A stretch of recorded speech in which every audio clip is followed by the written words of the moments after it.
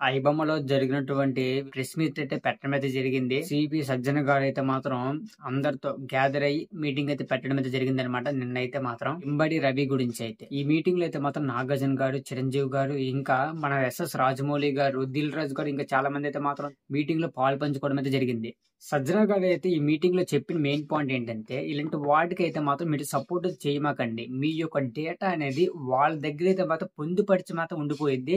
చాలా జాగ్రత్తగా ఉండండి. ఇలాంటి పైరసీకి మాత్రం దూరంగా ఉండండి అని సజ్జన గారు అయితే మాత్రం మీటింగ్ లో చెప్పడం అయితే జరిగింది. ఎక్కువ మంది అయితే మాత్రం ఇంబడి రవి ఏదైతే ఐబొమ్మ ఓనర్ ఎవరైతే ఉన్నారో ఆయనకైతే సపోర్ట్ చేయడం అయితే జరుగుతుంది ప్రతి ఒక్క ప్రజలైతే మాత్రం.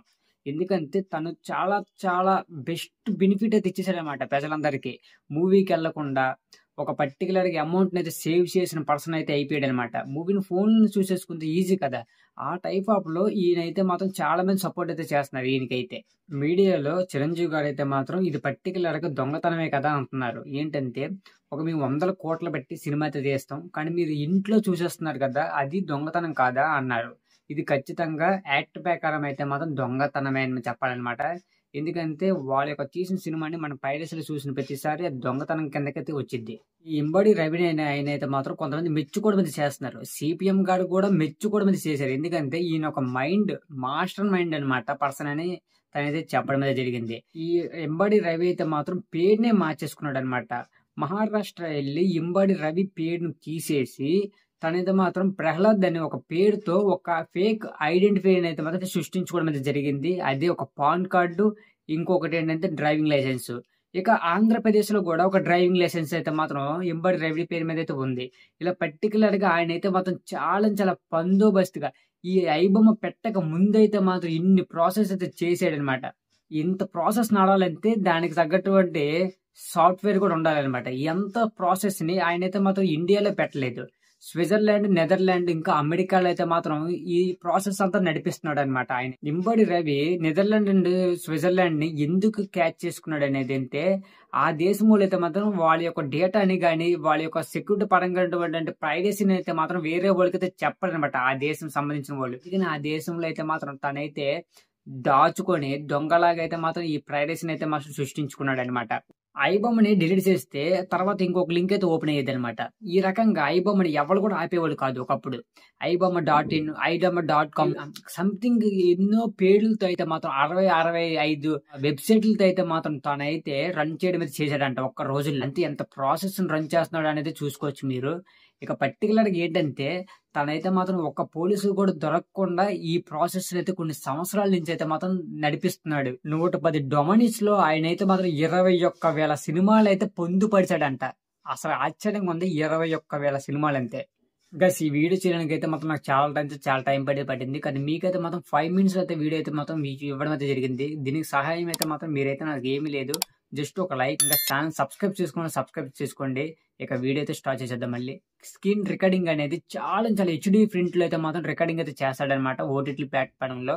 దానికి సంబంధించిన డేటాని ఆయన అయితే మాత్రం ఇంకా ఎడిటింగ్ చేసి దాన్ని అయితే ఆయన వెబ్సైట్ లో అయితే మాత్రం రిలీజ్ అయితే చేస్తాడు. ఇక తర్వాత పాయింట్ రెండోది ఏంటంటే, థియేటర్ లో ఉన్న వీడియో దీంట్లో ఏమీ లేదు. పర్టికులర్ గా సీక్రెట్ గా అయితే మాత్రం మూవీని రికార్డింగ్ అయితే చేసేసి దాన్ని ఇంకా కొద్దిగా ఎడిటింగ్ చేసి అయితే అప్లోడ్ చేసేవాడు అనమాట వెబ్సైట్ లో. తను ఇండియాలో ఉండకుండా కొంతమంది ఇండియాలో ఉన్న పర్సన్స్ తో తనైతే డీల్ మాట్లాడుకుని తన ప్రాసెస్ అయితే కంటిన్యూ చేసేవాడు. తనైతే ఇండియాలో లేకుండానే తన యొక్క వెబ్సైట్ అయితే రన్నింగ్ అయితే చేసేవాడు అనమాట.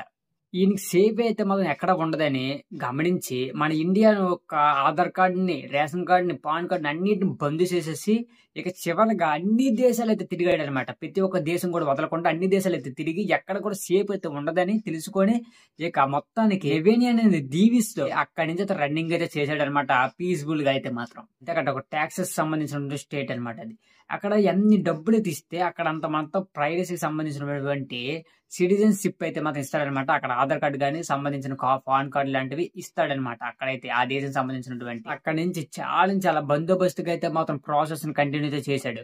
ఇక పోలీసులకి అయితే ఛాలెంజ్ కూడా చేశాడు అనమాట. నన్ను పట్టుకోండి దమ్ముంతే అనే రకంగా ఛాలెంజ్ కూడా చేశాడు. దాని గురించి సిపిఎం గారు అయితే మాత్రం సజ్జన గారు అయితే మాట్లాడడం కూడా జరిగింది మీటింగ్. 5 కోట్ల మంది ప్రజల యొక్క డేటా నా దగ్గరే ఉందని తనైతే చెప్పడం అయితే జరిగింది. దుద్దేర్ల శివరాజు సుశీల ప్రశాంత్ వీళ్ళిద్దరిని అయితే మాత్రం పోలీసులు అయితే ఆల్రెడీ అరెస్ట్ అయితే చేశారు. వీళ్ళు ఏం చేస్తారంటే రవి వేరే దేశాల్లో నుంచి వీళ్ళిద్దరితో పాటు ఇక్కడ ఉన్నటువంటి ప్రాసెస్ ని కంటిన్యూ చేసేవాడు అనమాట. దీని గురించి రాజమౌళి గారు కూడా ప్రెస్ మీట్ లో మాట్లాడడం అయితే జరిగింది. ఇది అంతా పక్కా బందోబస్తుగా చేస్తున్నాడు, ఆయన ఏమి మన దగ్గర నుంచి ఆశించట్టు అనుకోమాకండి, ఖచ్చితంగా ఏదో ఆశిస్తూనే చేస్తున్నాడు, చాలా సేఫ్ గా ఉన్నాడు, మీ యొక్క డేటా కూడా తన దగ్గర అయితే ఉండిద్ది, ఇలాంటి వీటికి బ్యాలెన్స్ అయితే అయిపోమాకండి అని రాజమౌళి గారు కూడా మీటింగ్ లో చెప్పడం అయితే జరిగింది. అందరూ ఏమనుకుంటారు, పర్టికులర్ గా వెబ్సైట్ లోకి వెళ్ళిన తర్వాత ఐబొమ్మ లో డౌన్లోడ్ చేసుకుంటాం కదా వీడియోని, తర్వాత మనకు ఒక యాడ్ అయితే వస్తుంది. యాడ్ తర్వాత కొద్దిగా ఒక మార్కెట్ ఉండిద్ది అనమాట. ఫస్ట్ మనకి వీడియో అయితే వచ్చింది, అదే ఆయన యొక్క సోర్స్ ఆఫ్ ఇన్కమ్ అని అనుకుంటున్నాం కదా. పర్టికులర్ ఇది ఒక ట్రైలర్ మాత్రమే, ఇంకా చాలా అమౌంట్ అయితే తర్వాత నుంచి ఆయన గ్యాదర్ చేయడం అయితే చేస్తున్నాడు అనమాట.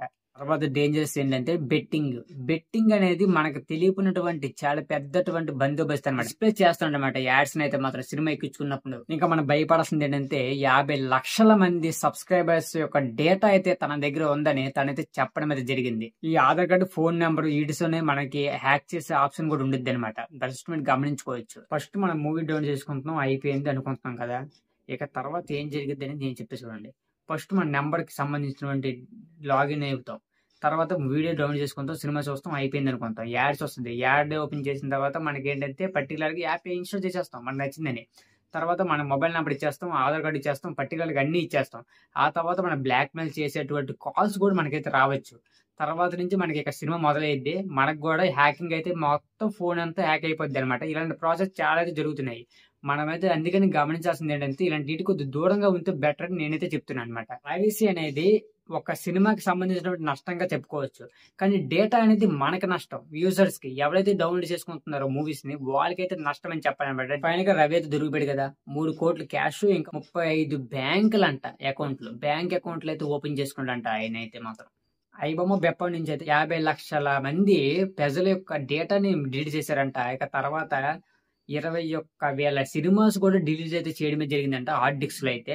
ఇక మొత్తానికి పైరసీ నుంచి అయితే మాత్రం మనమైతే హ్యాపీగా అయితే ఉండొచ్చు. బట్ కాకపోతే ఏంటంటే ఇంకా కొన్ని వెబ్సైట్లు ఉన్నాయి కదా, దాని నుంచి మూవీస్ అయితే డౌన్లోడ్ చేస్తున్నారు. వాళ్ళ గురించి ఏంటి చెప్తున్నానంటే కొద్దిగా సేఫ్ గా అయితే ఉండండి గైస్, మూవీ అయితే డౌన్లోడ్ చేయమాకండి అని చెప్తున్నాను అనమాట. నేనైతే సైబర్ నేరాలకి అయితే పాలు పంచుకున్నా, మీ సైబర్ నేరాల్లో ములిగిన లేకపోతే పర్టికులర్ గా అమౌంట్ పోయినా, గేమ్స్ లో పర్టికులర్ గా ఇలాంటి వీటిలో పోతే కదా అమౌంట్ కానీ, ఇలాంటి వీటిలో పోయినా కూడా 1930 కాల్ చేయండి అని అంజనా గారు అయితే మాత్రం చెప్పారనమాట మీటింగ్ లో అయితే. మీరు డబ్బులు పోగొట్టిన గంటలోనే ఈ నెంబర్ ఫోన్ చేస్తే మీ డబ్బులు అయితే తిరిగి రావడానికి అవకాశం అయితే ఉంటుంది. ఈ నెంబర్ సేవ్ చేసుకోండి. ఈ వీడియోని కూడా మీ ఫ్రెండ్స్ అండ్ ఫ్యామిలీ మెంబర్స్ కి షేర్ చేయండి. ఫస్ట్ ఆఫ్ ఆల్ ఇప్పుడైనా మీకు అర్థమైంది కదా, ఈ డిజిటల్ లైఫ్ లో అయితే మాత్రం ఏది ఫ్రీగా రాదు. ఫ్రీ అనే ఒక ట్రాక్ లో పడి మన డేటాను మొత్తాన్ని వాళ్ళకైతే ఇచ్చేస్తున్నాను అనమాట. ఇదే ఒక పెద్దటువంటి మనం చేసే తప్పు. ఈ ఐబొమ్మ సంబంధించిన రవి గురించి మీరు ఏదైతే అనుకుంటున్నారో అదైతే కామెంట్ అయితే చేయండి. ఈ వీడియో నచ్చితే లైక్ చేయండి, షేర్ చేయండి, సబ్స్క్రైబ్ చేసుకోండి, బెల్ ఐకాన్ కూడా ఆన్ లో పెట్టుకోండి. నెక్స్ట్ వీడియో కలుద్దాం. ఓకే.